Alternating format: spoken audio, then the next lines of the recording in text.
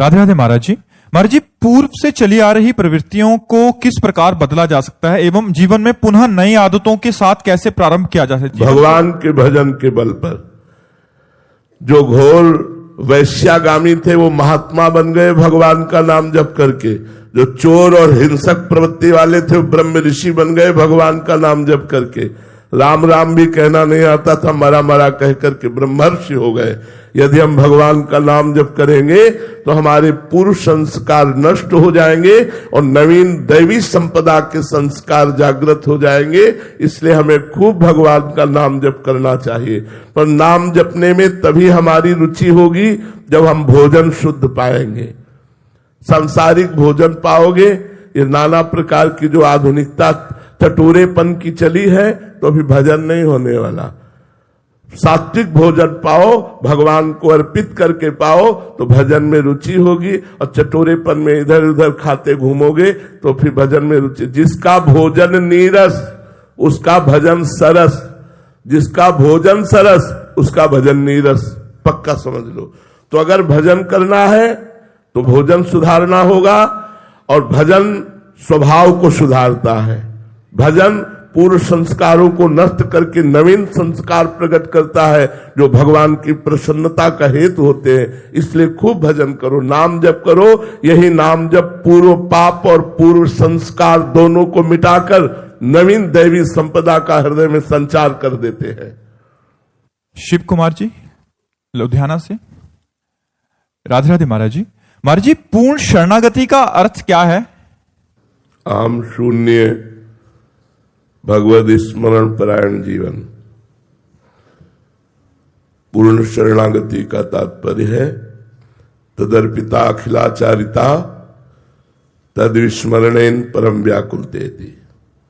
भगवान को समस्त कर्म समर्पित, लेकिन कर्म समर्पित वही होते हैं जो भगवान के अनुकूल कर्म होते हैं, अर्थात शास्त्र आज्ञा के अनुसार कर्म, और वो भगवान की प्रीत्यर्थ और निरंतर भगवान का स्मरण, और ये सब भगवान की कृपा से हो रहा है, ऐसा अनुभव होना, ये शरणागति का लक्षण है। अहम शून्य जीवन, अहंकार रहित जीवन, देहाभिमान जिसका गलित हो चुका है, जो अपने को त्रणादपि सुनीचेन तरोरियु सहिष्णुना अमानिना मान देनो कीर्तनिया सदा हरि, जो अपने को तृण के समान नीच समझता है, वृक्ष के समान सहनशील, दूसरों को सम्मान देना, स्वयं सम्मानम कलयाति घोर गर्णम, सम्मान को विष के समान समझता है और दूसरों को सम्मान देता है। अमानिना मान देनो, स्वयं अमानी रहकर सबको मान प्रदान करता है, वो भगवान का शरणागत भक्त होता है, जो अहम शून्य है। अहम शून्य बहुत खास बात है। अहम शून्य जीवन, भगवत स्मरण परायण जीवन, यही शरणागति का स्वरूप है। गणेश चौहान जी मध्य प्रदेश से। राधे राधे महाराज जी। महाराज जी, संतों और गुरुजनों के मुख से नवदा भक्ति के बारे में सुना है। महाराज जी, इस कलयुग में कौन सी भक्ति श्रेष्ठ है? भगवान का नाम जप। कृतयुगे ध्यायते विष्णुम त्रेतायाम यजितैमखै द्वापरे परिचर्यायाम कलो तद्धरि कीर्तनात्। सतयुग में ध्यान से भगवान की प्राप्ति होती थी। त्रेता में यज्ञ के द्वारा भगवान की प्राप्ति का साधन माना गया। द्वापर में परिचर्या पूजा के द्वारा भगवान की प्राप्ति, और कलयुग में भगवान नाम जप, भगवान नाम कीर्तन। कलयुग केवल नाम आधारा, सुमिर सुमिर नर उतरहि पारा। जो भगवान के नाम का निरंतर रटन करते हैं वो इस संसार समुद्र से पार हो जाते हैं। और बड़ी सूक्ष्म बात गोस्वामी जी ने कही, नाम लेत भव सिंधु सुखाही, करहु विचार सुजन मन माही। ऐ सुजन जन, विचार करके देखो, नाम में इतनी सामर्थ्य है कि भव समुद्र को ही सुखा डालेगा। अर्थात माया भगवान की कृपा से है ही नहीं, ऐसा अनुभव हो जाएगा। सारे भ्रम नष्ट हो जाएंगे नाम जपने से। अगर नाम जप नहीं है राम राम राम जी जो लो तू न जपी है, तो लो तू कहूं जाए तिहू ताप तपी है। सुरसर तीर बिन नीर दुख पाई है, सुरतर तरे तो ही दारिद्र सताई है। गोस्वामी जी कह रहे चाहे जितना उपाय कर लो, अगर नाम जप नहीं करोगे तो बहुत सिंधु से पार नहीं हो सकते। छूटवे के जतन विशेष बांधे जाएगो, होए है विश्व भोजन जो सुधा सान खाएगो। इसलिए भगवान का नाम सबसे सहज, सरल और श्रेष्ठ साधन है कलिकाल में भगवत प्राप्ति का। हरेर नामो हरेर नामो हरेर नामैव केवलम कलौ नास्तेव नास्तेव नास्तेव गति अन्यथा। कलयुग में और कोई गति नहीं है, नहीं है, नहीं है, केवल भगवान नाम है, केवल भगवान नाम है। भूमिका भारद्वाज जी मुंबई से। राधे राधे महाराज जी, गुरुदेव भगवान आपने सत्संग में बताया है कि बड़ो ही कठिन है भजन डिग धरिबो। महाराज जी, भजन करना कठिन, करके पचाना कठिन, पचाकर बचाना कठिन, अर्थात हमें भजन को बहुत संभालना है। महाराज जी, साधक अपने भजन को प्रभु को समर्पित करता है तो तब उसके भजन बढ़ने से सिद्धि क्यों आती है? सिद्धि आने से उसका भजन नष्ट होता है और इस परिस्थिति में साधक को कैसे बचना चाहिए? जो भगवान को समर्पित करता है और भगवान के समर्पण में रहता है तो सिद्धि आती ही नहीं है। सिद्धि अहम युक्त साधना में आती है, अहम शून्य साधना में नहीं आती। हमारे वृंदावन के सिद्धों में कभी कोई चमत्कार देखा हो तो आप बताइए कि कुछ चुटकी बजा दी, कुछ हो गया? कुछ नहीं। साधारण लोग गाली दे देते हैं, सह करके चुपचाप निकल जाते हैं, रोटी मांगते हैं, खाते हैं और प्रिया प्रीतम साथ खेलते हैं। परम सिद्ध भगवान जिनके साथ खेलते हैं, ऐसे सिद्धों में कोई सिद्धि देखी क्या? आती ही नहीं सिद्धियां। रिद्ध सिद्ध पेर होए वो भाई, बुद्धि लोभ दिखावे भाई, होए बुद्धि जो परम सयानी, तिन तन चितई ना नहीं जानी। ये अहम जिनके हृदय में साधना का होता है वहां सिद्धियां प्रकाशित होती है। अहम शून्य हृदय में सिद्धि नहीं, प्रेम प्रकाशित होता है, दैन्यता प्रकाशित होती है, भक्ति प्रकाशित होता है, शुद्ध आत्म स्वरूप का बोध प्रकाशित होता है। तो ये भगवान के द्वारा भेजी हुई सिद्धियां वही प्रभाव दिखाती जहां थोड़ा भी अहंकार बकाया रह जाता है। अहंकार शून्य हृदय में सिद्धियां प्रकाशित नहीं होती। जितेंद्र त्यागी जी गाजियाबाद से। राधे राधे महाराज जी। महाराज जी, मेरा प्रश्न है कि जिस इच्छा को प्राप्त करने के लिए हम लगातार वर्षों तक प्रयत्नशील रहे, वो प्राप्त होने पर खुशी क्षण भर की होती है। जैसे कोई वस्तु, कोई लक्ष्य, उसका महत्व कम हो जाता है और मनुष्य का मन नए लक्ष्य को प्राप्त करने में लग जाता है। जो प्राप्त है वही पर्याप्त है, ये मनुष्य क्यों नहीं समझ पा रहा? महाराज जी, इसका कारण क्या है? इसका कारण है कि वो असीम आनंद स्वरूप परमात्मा का अंश है, उसे असीम आनंद चाहिए। और असीम आनंद प्रकृति के किसी भी राज्य में नहीं है, न किसी वस्तु में, न किसी व्यक्ति में, न किसी पद में, न किसी प्रतिष्ठा में। तो हर पद, हर प्रतिष्ठा, हर वस्तु, हर व्यक्ति के प्राप्त होने के बाद वो अतृप्त हो जाता है, उसे और चाहिए। क्योंकि वो असीम आनंद जब तक नहीं मिलेगा तब तक ये हृदय से नहीं निकलेगा। अब कछुनाथ न चाही मोरे, दीन दयाल अनुग्रह तोरे। जब तक प्रभु के चरणारविंद, जब तक प्रभु के नाम, जब तक प्रभु के रूप, प्रभु की लीला का आनंद नहीं मिलेगा, तब लग कुशल न जीव कहो, सपने हो मन विश्राम। जब लग भजत न राम कहो, शोक धाम तज काम। तब लग स्वप्न में भी विश्राम नहीं मिल सकता जब लग भगवान का भजन नहीं करोगे। भगवान के भजन से ऐसी हृदय में तृप्ति होती है जागतिक कि कोई इच्छा नहीं रह जाती, कोई इच्छा नहीं रह जाती।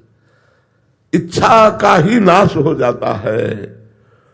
न पारमेष्ठ्यम न महेंद्रधिष्णम न सार्वभौमम न रसाधिपत्यम न योग सिद्धि अपनर्भवम वा। देखो देखो भजन का प्रभाव देखो, भगवान की भक्ति का रस देखो। कह रहे पारमेष्ठम ब्रह्मा का पद नहीं चाहिए, महेंद्रधिष्णम देवराजेंद्र का पद नहीं चाहिए, सार्वभौमम पृथ्वी का सम्राट पद नहीं चाहिए, न योग सिद्धि, योग की सिद्धियां नहीं चाहिए, न अपनर्भवम वा, मोक्ष भी नहीं चाहिए। क्या चाहिए? प्रभु के चरणों का दासत्व, प्रभु का चिंतन, प्रभु के लिए तड़पना, प्रभु के लिए रोना। ये असीम आनंद का मार्ग है। इसीलिए हमारे मन में होता है अगर ये शरीर मिल जाए, इसको भोगूं तो तृप्त हो जाऊंगा। लेकिन जब उसको भोगा तो फिर और शरीरों की चाह पैदा हो गई।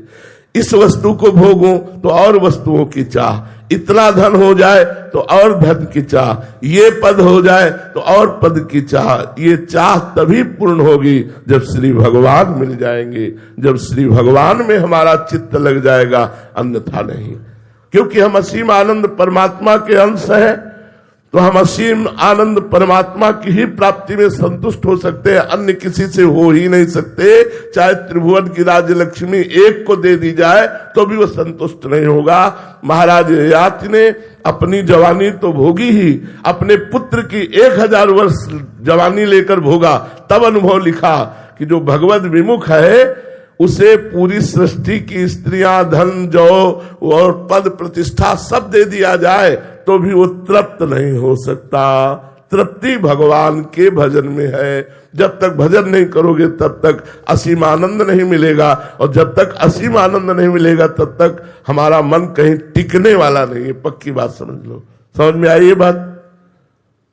रोहित जी लुधियाना से, राधे राधे महाराज जी। महाराज जी, जैसे कोई व्यक्ति भजन मार्ग पर चल रहा है तो उसकी सुख की कामना क्या होनी चाहिए? संसार में लोग अलग अलग भोगों की प्राप्ति को सुख मानते हैं या फिर गंदे आचरणों को सुख मानते हैं, तो भक्त के लिए सुख क्या है महाराज जी? भगवान की स्मृति। हर समय भगवान की स्मृति में डूबना, इससे बड़ा कोई सुख नहीं है। वो भगवान के सामने भी उपस्थित होने की आकांक्षा नहीं करता। पता नहीं हम अधिकारी हैं कि नहीं, वो आप देखो, लेकिन हर समय हमारे हृदय में मधुर मधुर भगवान की स्मृति चलती रहे, इससे बड़ा कोई सुख नहीं है। बिसरी हो ना बिसारी हो, यही दान मोहि देहु, श्री हरिवंश के लाडिले मोहि अपनी करी लेहु। कभी कोई इतने लोगों में जो बैठा है जिनका अखंड भजन चलता हो, निरंतर भजन चलता हो, वो हमारी इस बात को समझेंगे कि इससे बढ़ करके भगवत दर्शन में सुख नहीं है, जो भगवत स्मृति में सुख है। अखंड स्मृति में डूबा हुआ उपासक सतरति सतरति सा लोकाम तारियति, वो स्वयं तर जाता है, स्वयं तर जाता है, लोगों को तार देता है। सबसे कठिन साधना है अखंड स्मृति, निरंतर भजन, तैल धारावत भगवत स्मरण। न इससे बड़ा कोई सुख है, न इससे बड़ी कोई सिद्धि है, न इससे बड़ी कोई साधना है। अक्षय कुमार जी राजस्थान से, राधे राधे महाराज जी। महाराज जी, अक्सर हम दुख में तो भगवान को याद करते हैं, लेकिन जब जीवन में सब कुछ अच्छा चल रहा हो तब हम उनको भूल जाते हैं। महाराज जी, ऐसी कौन सी? वैसे हमें लगता है दुख में नहीं याद करते यार। कौन दुख में भगवान को याद करता है? जब बिल्कुल असहाय हो जाता होगा तब भले याद करता हो, नहीं दुख में संसार ही याद आता है। वो रिश्तेदार, वो पदाधिकारी, उनका फोन नंबर, उनका फोन, भगवान कहाँ याद आते हैं? व्यक्ति, वस्तु, स्थान, यही याद आते हैं। वो तो धन्य भाग है जो दुख में भगवान का स्मरण करते हैं। कहाँ करते हैं दुख में? सब दुखी है। कौन सुखी है? सुखी वही है जो चित्त भगवान में डूबा हुआ है। नहीं तो सब कभी दुख, कभी सुख, कभी दुख, कभी सुख, ये तो तपेड़ा चल रहा है। अभ्यास योग युक्तेन चेतसा नान्यगामिना, ऐसा अभ्यास किया जाए, चाहे दुख आवे चाहे सुख आवे, भगवान का स्मरण न छूटे तो बात है। नहीं, सुख में आप माया के भोगों में भूल गए, दुख में माया के आश्रय में भूल गए। माया का आश्रय, दुख आया उनको फोन नंबर लगाइए, दुख आया अपनी समस्या का निदान हम किसी व्यक्ति से चाहते हैं, प्रभु से नहीं चाहते। इतने लोगों में आप हृदय से देखो, आपको दुख मिला, सीधे मन भगवान के पास गया। कौन है ऐसा?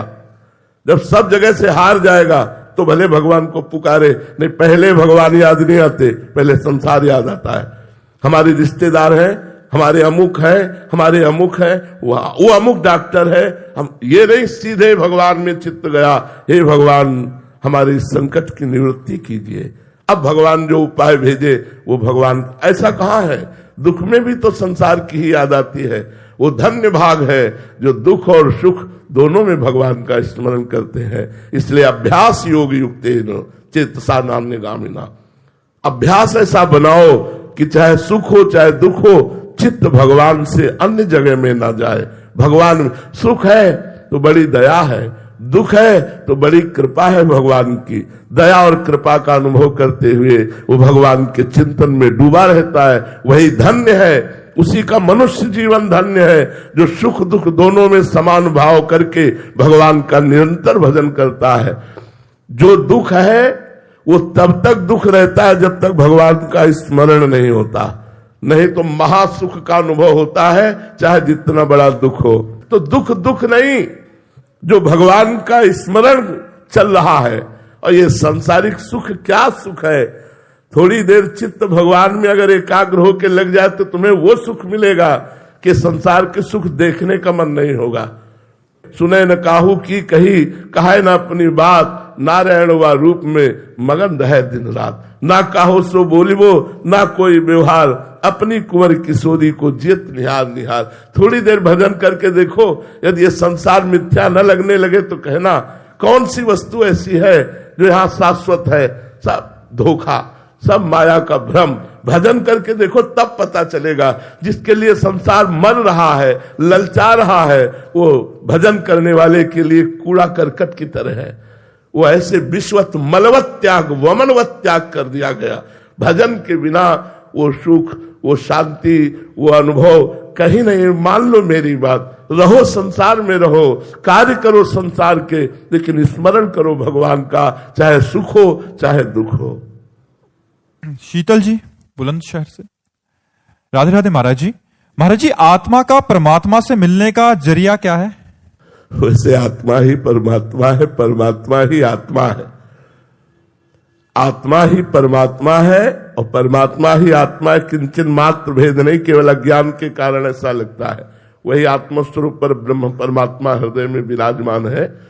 हाँ, अंतःकरण का भगवत भाव में भर जाना ही परमात्मा प्राप्ति है। मन, बुद्धि, चित्त, अहंकार, जिसमें दो की प्रधानता की गई, मन और बुद्धि की। इसलिए भगवान श्री कृष्ण ने गीता जी में कहा है, मय्येव मन आधत्स्व मयि बुद्धिम निवेशय निवेश्य मय्येव अतु ऊर्ध्वम न संशया। तू अपना मन मेरे में लगा दे, अपनी बुद्धि मेरे में लगा दे, तो तू मेरे में ही निवास करेगा, इसमें कोई संशय नहीं है। तो भगवान की प्राप्ति का सहज सरल साधन है मन को भगवान में लगाना। तो लगाने का साधन क्या है? भगवान का नाम कीर्तन करना, नाम जप करना, सत्संग सुनना, भगवान की लीला कथा सुनना, भगवान की लीला कथा पढ़ना, भगवान के भक्तों के चरित्र पढ़ना, भगवान के भक्तों का संग करना। इन्हीं के द्वारा हमारी मन और बुद्धि भगवान में लग जाती है। मन बुद्धि का भगवान में लगना ही भगवत प्राप्ति है। सत्यानंद जी पटना बिहार से। राधे राधे महाराज जी। महाराज जी, हमें अपने गुरु के बनने के लिए क्या करना चाहिए? गुरु के बनने के लिए? हाँ, गुरु के बनने के लिए ऐसे बस शरणागति, कोरा कागज हो जाना चाहिए। मैं कोरा कागज हूं, मेरे गुरुदेव जो इसमें लिख दे वही बात है। लेकिन प्रायः ऐसे लोग नहीं जाते, पूरी किताब भर के जाते हैं। गुरु की शरणागति के लिए एक अबोध बच्चे की तरह गुरु की शरण में हो जाना चाहिए कि मुझे कुछ नहीं आता, जो आप कहेंगे वही मैं करूंगा, जो आप कहेंगे वही मैं जपूंगा, जैसे आप चलाएंगे वैसे मैं चलूंगा। ये शरणागति गुरु की यदि हो जाए तो वो बड़ा विज्ञ साधक हो सकता है, बड़ा प्रवीण साधक हो सकता है, बहुत ज्ञानी महात्मा हो सकता है। पर हम लोग गुरु की शरण में तो जाते हैं, लेकिन कोरा कागज बन के नहीं जाते। बहुत कुछ प्रपंच भर के जो ज्ञान अधूरा ज्ञान है वही हम गुरु के सामने वर्णन करने लगते हैं और उनकी बात काटने लगते हैं। अगर हम गुरु के सामने अबोध बच्चा बन करके जाएं तो सब का सब गुरु ज्ञान हमारे हृदय में प्रकाशित हो जाए। कृष्ण प्रभाकर जी चंडीगढ़ से। राधे राधे महाराज जी। महाराज जी, कैसे पहचाना जाए कि सच्चा भक्ति भाव मेरे अंदर है या एक केवल भावुकता है? जब हर क्षण भगवान के प्रति हमारी वृत्ति बढ़ने लगे, हर क्षण भगवान की स्मृति बढ़ने लगे, गंदे आचरण कम होने लगे, काम क्रोध लोभ मोह मद मत्सर ये गंदा आचरण कम होने लगे, चाह मिटने लगे, इच्छाएं कम होने लगे, तो जानना चाहिए हमारे अंदर सही भक्ति भाव है। अगर चाह बढ़ रही, काम क्रोध का खेल बढ़ रहा है, हमारे अंदर भोग वासना बढ़ रही है, नाम जप नहीं चल रहा है, तो फिर वो ठीक नहीं है, वो दिखावा है, वो भक्ति नहीं है। सही भक्ति का स्वरूप है षड विकार जित अनघ अकामा। षड विकार काम क्रोध लोभ मोह मद मत्सर, इन पर विजय प्राप्त हो। अनग सारे पाप नष्ट हो जाए, नवीन कोई पाप न हो। अकामा कोई कामना न रह जाए। अगर ये लक्षण है तो हमारी भक्ति बढ़ रही है, अगर ये लक्षण नहीं है तो अभी भक्ति में कहीं त्रुटि है, उसको संभालना चाहिए। अनिल जी हिसार से। राधे राधे महाराज जी। महाराज जी, शिष्य परिकर को ऐसा क्या करना चाहिए कि उसको गुरु के स्वरूप के दर्शन हो जाएं, या गुरु का असली स्वरूप कब क्या है? देखो, गुरु का स्वरूप है, जो मंत्र का स्वरूप है वही गुरु का स्वरूप है। अगर मंत्र का साक्षात्कार कर लिया तो गुरु का साक्षात्कार कर लिया। इसलिए हर समय पवित्र अवस्था में गुरु मंत्र और अपवित्र दशा में नाम जप, ये करो तो आप गुरु को जान जाओगे। गुरु के स्वरूप का अनुभव आपको हो जाएगा। और जो नाम जप नहीं करते, मंत्र जप नहीं करते और ऐसे जानना चाहते, तो आप केवल गुरु को पांच भौतिक मनुष्य जानोगे, पांच भौतिक शरीरधारी मनुष्य, बहुत से बहुत साधक जान पाओगे, लेकिन वो साक्षात परब्रह्म परमात्मा है ये नहीं जान पाओगे। गुरुर ब्रह्मा गुरुर विष्णु गुरुर्देव महेश्वरा, गुरु साक्षात परब्रह्म तस्मै श्री गुरुवे नमः, ये तभी जान पाओगे जब खूब नाम जपोगे और उनके द्वारा दिए हुए मंत्र का जप करोगे। क्योंकि मंत्र और नाम गुरु की जीवनी शक्ति है। नाम सुकृत धन अपनी जीवनी, अति हित मान देत वरदान। अतिहित मान करके हमें वरदान स्वरूप नाम और मंत्र गुरुदेव ने दिया। अब इसी का निरंतर यदि हम जप करें तो हमें गुरुदेव के स्वरूप का साक्षात्कार हो जाए। जो भगवान का स्वरूप है वही गुरुदेव का स्वरूप है। संजय जी महाराष्ट्र से, मुंबई। राधे राधे महाराज जी। महाराज जी, व्यक्ति के जीवन में गुरु का सदैव होना कितना महत्वपूर्ण है? अरे पूरा महत्वपूर्ण है। बिना गुरु के चाहे शिव बिरंच सम होई, गुरु बिन भवनिधि तरे न कोई। बिना गुरु के भव सागर से नहीं तरा जा सकता, ये बिल्कुल सिद्ध बात है। आज तक कोई ऐसा मिला हो तो हमें बताना। श्री भगवान का मिल जाना भी हो सकता है, लेकिन भव समुद्र से भ्रम से पूर्ण निवृत्ति हो जाना ये केवल गुरु कृपा से होती है। श्री नामदेव जी महाराज भगवान के साथ खेलते थे, भगवान के साथ खाते थे, भगवान से बातचीत करते थे। एक दिन गोरा कुम्हार के यहाँ, बड़े महाभागवत से श्री गोरा कुम्हार जी, उनके यहाँ बहुत से संत बैठे हुए थे। तो श्री मुक्ताबाई जी वो मटकी थापने की चाट जो होती है उसे उठाई और कहा, काका देखो इन मटकियों में कौन सी पक्की मटकी है और कौन सी कच्ची है। तो उन्होंने मुस्कुराकर स्वीकृति दे दी। तो हर संत की खोपड़ी में ऐसे मारती। तो जो और संत थे मुस्कुरा दिए। जब नामदेव जी के मारा तो उनका, ये क्या है, क्यों मारा? तो बोले, काका ये मटकी कच्ची है। नामदेव जी सारी सभा में, संतों की सभा में कच्चे साबित कर दिए गए और सब हंस दिए। नामदेव जी को अच्छा नहीं लगा। वो सीधे गए, विट्ठल भगवान से बात की। बोले, मैं कच्चा हूं? तो भगवान ने कहा, हाँ तुम कच्चे हो। बोले, क्यों? सब पक्काई तो आपसे मिलने की होती है। जब मैं आपसे मिल गया तो किस बात का कच्चा? बोले, तुमने गुरु नहीं किया। बोले, गुरु करने का फल होता है भगवत प्राप्ति, और वो आप हमें प्राप्त है तो गुरु की जरूरत क्या है? बोले, यही कच्चाई है। तो बोले, आप ही बताओ मैं किसको गुरु बनाऊं? तो बोले, जाओ इस जंगल में एक शंकर जी के मंदिर में संत पड़े हुए हैं, मंदिर के अंदर, उनको जाकर के गुरु बनाओ। विशोबा खेचर जी वहां गए तो देखा वो शंकर जी की जो पिंडी होती है उस पे वो पैर रखे थे और देहरी पे सर रखे थे। तो नामदेव जी ने देखा कि इनको गुरु बनाए जो एक आस्तिक भी नहीं है। उन्होंने कहा, ए बाबा ये अपने पैर हटाओ, शंकर जी के ऊपर पैर रखे हो। बोले, बेटा जहां शंकर जी ना हो वहां पैर रख दो, जहां शंकर जी ना हो वहां पैर रख दो। तो उन्होंने जहां जहां पैर हटाने की कोशिश की वहीं लिंग प्रकट हो गया, क्योंकि सब कण कण शिव स्वरूप है, ब्रह्म स्वरूप है। तब उठे और कहा, बेटा कण कण भगवान का स्वरूप है। उन्हें गुरु बनाया और इसी के बाद उन्होंने कुत्ते में भगवत साक्षात्कार कर लिया। जब भगवान के पास गए तो भगवान ने कहा, देखा गुरु का चमत्कार, मैं ही उस बालिका के रूप में थाप मार रही थी, तब तुम मुझे नहीं पहचान पाए, और गुरु कृपा हुई तो कुत्ते में तुमने मुझे पहचान लिया। तो गुरु के बिना भगवत साक्षात्कार करना असंभव है। कोई भी हो, कहीं भी हो, गुरु बिनु भव निधि तरिय न कोई, चाहे शिव विरंच सम होई। गुरु कृपा अत्यंत अनिवार्य है, और हमारा जीवन तो गुरु कृपा के ही आश्रित, इसलिए हम तो जानते ही नहीं कि गुरु कृपा के बिना कुछ हो सकता है। न जानते हैं न मानते हैं, बिना गुरु कृपा के परमार्थ में कुछ हो सकता है ये तो ना मुझे पता है और ना मेरा विश्वास है। चाहे जितना अहंकार से साधना कर लो, एक थप्पड़ लगाएगी माया तो काम क्रोध के चरणों में मारे घूमे हुए।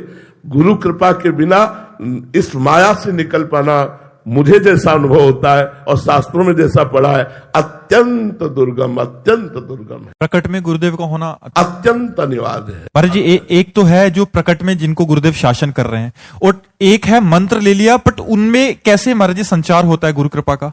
मतलब जो दूर रह रहे हैं, जो आपसे मिलते नहीं है, तो उनपे कैसे कृपा? गुरु की आज्ञा का पालन करना।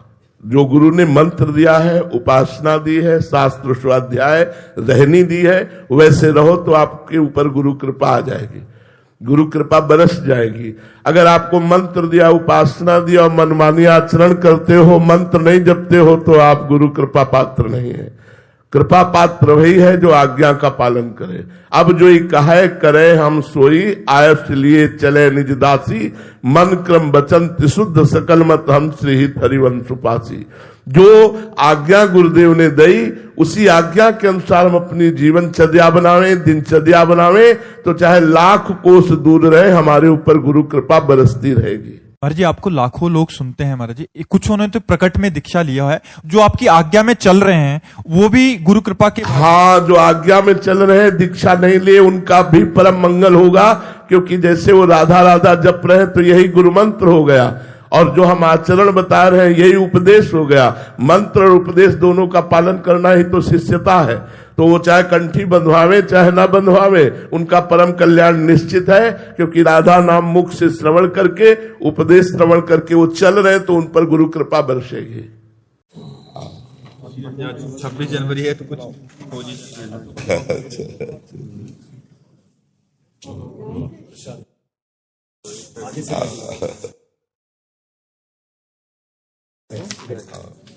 स्वागत।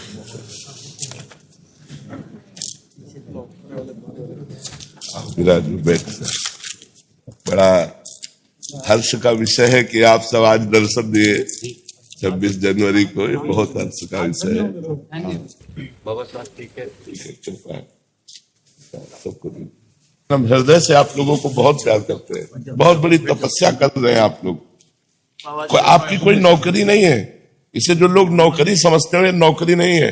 प्राणों को न्यौछावर करने के लिए, इस बात को देखकर जहां भी खड़े कर दिए जाओ, वहां प्राण बलिदान करने के लिए खड़े हो। हम प्रणाम करते हैं, नमस्कार करते हैं अपने भारत के सैनिकों को, और पूरे भारतवासियों से प्रार्थना करते हैं, अगर थोड़ी भी राष्ट्र प्रियता है तो हमारे राष्ट्र सैनिकों का आदर कीजिए, इनको एक नौकर मत समझिए।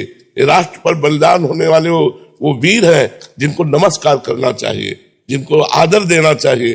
हमारा राष्ट्र सैनिक पहाड़ों पर, हिमालय पर, बॉर्डर पर जहां भी लगा दिया जाए, वहां कष्ट सहता हुआ हमको अंदर सुरक्षित किए हुए है। हमारा जो अंदर सुरक्षित है, वो बाहर की सीमा में आप लोग लगे हुए, इसलिए सुरक्षित है।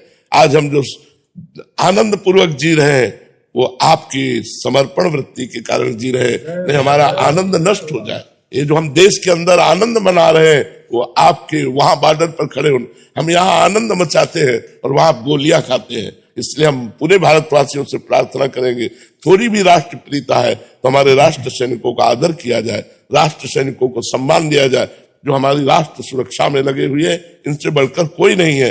कौन नहीं चाहता अपनी बीवी बच्चों के पास रहना? साल भर हो जाते हैं, चेहरा देखने को नहीं मिलता अपने गांव का, अपने नगर का, अपने परिवार का, फिर भी हमारा राष्ट्र सैनिक प्रसन्न होकर राष्ट्र पर बलिदान होने के लिए लगा है। ऐसे राष्ट्र सैनिकों का यदि सम्मान न हो तो इससे बड़ी हानि और कोई नहीं हो सकती। उत्साहवर्धन करना और सम्मान करना, ये सम्माननीय है। जैसे संत सम्माननीय है, वैसे सैनिक सम्माननीय है। हमारी दृष्टि में संत और सैनिक दोनों एक राशि हैं और दोनों एक ही भाव रखते हैं। संत अपने जीवन को तपस्या में करके पूरे राष्ट्र का संवर्धन सुख चाहता है, और वो अपने प्राणों को बलिदान करके राष्ट्र की रक्षा चाहता है, इसलिए संत और सैनिक दोनों सम्माननीय है। सबको दिया बाबा आप स्वस्थ रहे, कृपा बरसाए रखे बाबा। नहीं, आज हमें बहुत अच्छा लगा, आप 26 जनवरी को आप दर्शन दिए आकर के, बहुत अच्छा लगा, बहुत अच्छा लगा। जय जय भारत माता की जय। दीप गोराई जी। राधे राधे महाराज। राधे राधे महाराज जी, आपके चरणों में कोटि कोटि प्रणाम। महाराज जी, एक प्रेमी वो होता है जिसमें प्रेमी को प्रिया से प्रेम की अपेक्षा होती है और उनके सानिध्य की आकांक्षा बनी रहती है, परंतु वो प्रेम कैसा जिसमें प्रेमी से भी कुछ भी चाह ना रह जाए, ना अपेक्षा रह जाए, मांग रह जाए। प्रेम तो इसे ही कहते हैं, उसे प्रेम नहीं कहते, उसे स्वार्थ कहते हैं। हम आपसे प्यार करते हैं, आप हमसे प्यार कीजिए, इसे स्वार्थ कहते हैं। इसलिए चढ़ के मैन तुरंग पर चलिबो पावक माए, प्रेम पंथ अति कठिन है सबको निभातना है। मोम के घोड़े पे बैठकर आग की ज्वाला को पार करना जैसे कठिन है क्योंकि पिघल जाएगा, ऐसे ही प्रेम का मार्ग निर्वाह करना कठिन है। यहाँ प्रेम कहाँ है, यहाँ तो स्वार्थ का तांडव हो रहा है, अपनी अपनी कामनाओं की पूर्ति और स्वार्थ का तांडव। प्रेम कहाँ है? प्रेम तो देखो ना, राष्ट्र प्रेमियों ने वंदे मातरम बोलकर फांसी का फंदा डाल लिया। प्रेम की परिभाषा अगर देखनी है तो देखो, धर्म प्रेमियों को दीवाल पे चुनवा दिया गया, गर्दन उतार दी गई, पश्चाताप नहीं किया कि अन्य धर्म को स्वीकार कर ले। राष्ट्र के विरोधियों के सामने गर्दन नहीं झुकाई, कटवा ली। लौकिक प्रेम की बात कह रहा हूं, फिर भगवान का प्रेम तो विशुद्ध प्रेम है, सच्चिदानंद में। यहाँ प्रेम की परिभाषा कौन जानता है? प्रेम की परिभाषा का मतलब यही है, मैं आपको चाहूं, आप मुझे चाहो, मैं आपकी कामनाएं पूर्ण करूं, आप मेरी कामनाएं पूर्ण करो। अगर कामना पूर्ण करने में बाधा हुई तो खत्म प्रेम। ये प्रेम है, ये शुद्ध काम है, स्वार्थ है, अज्ञान है। प्रेम तो बहुत बड़ी चीज होती है, जिससे प्रेम। एक बार लैला को पता चला कि मजनू को भोजन भी नहीं मिलता, बावरा बना घूमता है। लौकिक प्रेम का उदाहरण है। तो धनी घर की थी, राज परिवार की थी, उन्होंने आदेश कर दिया बाजार में, जहां भी जिस दुकान में जो भी मंजनू खाना चाहे उसका हिसाब मैं दूंगी। वहां जब हिसाब पहुंचा तो करोड़ों का पहुंचा, क्योंकि ऐलान सबको पता चल गया था। तो लाखों मंजनू रबड़ी खाने वाले निकल आए। तो उनका एक मंजनू इतना हिसाब, तो उनका पता नहीं कितने मंजनू है, तो वो सब मंजनू कह करके लेते हैं। तो लैला ने कहा, मैं असली मंजनू की पहचान जानती हूँ, कल कह दो लैला मिलना चाहती है। तो हजारों मंजनुओं की भीड़ लग गई, पर्दे में रहते थे। उन्होंने एक चाकू रखी और कटोरा रखा, बोले मैं मंजनू के दिल का खून चाहती हूँ। सब पीछे हटने लगे। जो रबड़ी खाने वाले मंजनू थे, जो असली मंजनू थे, जब उसे पता चला तो मुस्कुराया और चाकू उठाई, जब मारने को कहा तो बस बोले मंजनू ये है, ये रबड़ी खाने वाले मंजनू लेकिन कटोरा भर खून देने वाले तो असली मंजनू होता है, जो प्यार में अपने दिल को, अपनी जान को कुछ नहीं समझता, उसे प्रेमी कहते हैं। देखो ना, आज भी कहीं न कहीं हमारे सैनिकों के हृदय में राष्ट्र प्रेम है। उनको पता है मैं बॉर्डर पे हूं, किसी भी समय शूट हो सकता हूं, किसी भी समय गोली लग सकती है। परिवार का प्रेम, बच्चों का प्रेम, सब न्यौछावर करके राष्ट्र प्रेम में छाती ताने खड़े हैं। और तेरे दिन घटनाएं सुनने को मिलती है। तो राष्ट्र प्रेम का देखो स्वरूप, कि वो अपनी जान की भी परवाह नहीं करते। नौकरी व्यापार तो सब कोई कर रहा है, लेकिन राष्ट्र के लिए, समाज के लिए प्राण देना, तो ये बात, प्रेम एक अलौकिक वस्तु होती है। प्रेम में बलिदान है, अपना सामने वाले से नहीं चाहिए, अपने को सामने वाले को देना है। इसीलिए प्रेमी कहाँ मिलते हैं। एक बार वल्लभाचार्य भगवान से उनके शिष्य ने कहा कि मैं 100 ब्राह्मणों को पवाना चाहता हूं। उनका एक वैष्णव को पवा दो तो 100 ब्राह्मणों के पवाने का फल प्राप्त हो जाएगा। तो उनका फिर तुम्हें 100 वैष्णव पवाऊंगा। उनका एक भगवत प्रेमी महात्मा को पवा दो तो शास्त्रों वैष्णव के पवाने का फल मिल जाएगा। बोले फिर हम 100 प्रेमियों को पवाओगे। तो आश्चर्यचकित होकर कहा, प्रेमी 100? प्रेमी तो अंगुलियों में गिने जाते हैं, भगवत प्रेमी तो ऐसे एक दो चार बस, इससे ज्यादा नहीं। जो कहो हरिवंश रस बिरलो समझनहार, एक दोई जो पाइए खोजी सब संसार। हम भगवान के मार्ग के पथिक हैं। कहीं हम अपना यश चाहते हैं, कहीं हम भगवान से वैभव चाहते हैं, कहीं हम प्रणाम नमस्कार चाहते हैं, लेकिन भगवान को कितना चाहते हैं ये भगवान जानते हैं। वास्तविक प्रेमी वही है जाहि न चाही कबहु कछु, तुम सन सहज स्नेह बसहु निरंतर तासुर सो राउर निज गे। जिसे कभी कुछ नहीं चाहिए। प्रेमी वही है जो अपने प्यारे की मुस्कान पर प्राण दे दे। अभी आशिकी समझी नहीं आशिकी, असली आशिकी समझी नहीं। असली आशिकी जब जागृत हो जाती है ना, बहुत। जो मैं ऐसा जानती प्रीति किए दुख होए, तो नगर ढिंढोरा पीटती अजी प्रीति न करियो को। श्री गिरधर गोपाल की आशिकी में मस्त मीरा जी कहती है, प्रेम एक अलौकिक वस्तु है और किसी पवित्र हृदय में उदय होता है। और जब वो उदय होता है तो जैसे बाज पक्षी फील्ड में उतरे तो दूसरा पक्षी नजर नहीं आएगा, जब बाज उतरेगा तो दूसरा पक्षी नजर नहीं आएगा। ऐसे जब प्रेम उतरेगा तो कोई वासना, कोई इच्छा, कोई कामना एक भी नजर नहीं आएगी। वो निष्काम, वो वही तो सतरत सालोकांता रहती, वही लोक के लोक को तार देता है महात्मा, जो भगवत प्रेमी महात्मा होता है। हम तो इतना ही कहते हैं, हृदय से भगवान की शरणागति हो और मुख में भगवान का नाम चिंतन हो और जगत मंगल की कामना से भगवान का यश गान किया जाए, तो अवश्य अवश्य प्राणियों का उद्धार हो। जो भूले हुए लोग व्यसन और व्यभिचार की तरफ प्रवृत्त हो रहे हैं, उनका मार्ग निर्देशन जो हमारे कथावाचक है, जो रासाचार्य है, इन्हीं के द्वारा जन समुदाय तक पहुंचता है। हम लोगों तक तो कोई आ पाता है। आप जा करके कृपा करके हमारे धर्म को, हमारे रहस्य को परोसते हैं, तो आप हृदय में यदि हमारे शरणागति है और भगवान का नाम चिंतन है, तो वाणी में इतनी सामर्थ्य होती है कि जगत मंगल, जगत परिवर्तन हो जाता है। तो इसीलिए खूब नाम रूप लीला धाम का अवगाहन करिए और कराइए, यही हमारी प्रार्थना। एक निवेदन, कथा प्रवक्ताओं जैसे आपने कहा कि वृंदावन का बहुत ज्यादा इस समय, और आपके द्वारा तो सबसे ज्यादा, आप श्री जी के कृपा पात्र हैं। बस मेरा एक निवेदन था, आजकल जो गुरु शिष्य का रिश्ता है उसमें भरोसा बहुत कम हो गया है। चाहे गुरु के प्रति समर्पण कम हो गया, श्रद्धा कम हो गई है।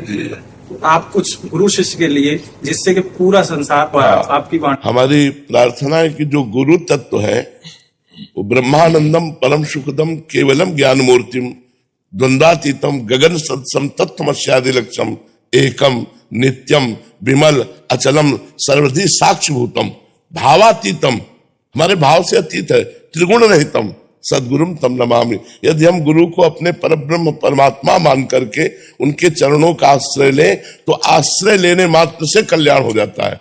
गुरुदेव के रूप में भगवान इसीलिए पधारे, बंदो गुरुपद कंज कृपा सिंधु नर रूप हरि, इसीलिए पधारे कि जो साधन विहीन है उनको भी अपने दर्शन से, अपने संभाषण से, अपने सानिध्य से भगवान की तरफ ले चलें। इसलिए हमको सबसे प्रार्थना करनी है कि आप अपने गुरु को भगवत स्वरूप मानिए, दोष दर्शन मत कीजिए। मनुष्य शरीर में जो कुछ कमियां आपको दिखाई दे उनकी माया समझिए, उनकी लीला समझिए और उनके चरणों में दृढ़ विश्वास रख करके यदि आराधना करेंगे तो आपका परम मंगल हो जाएगा।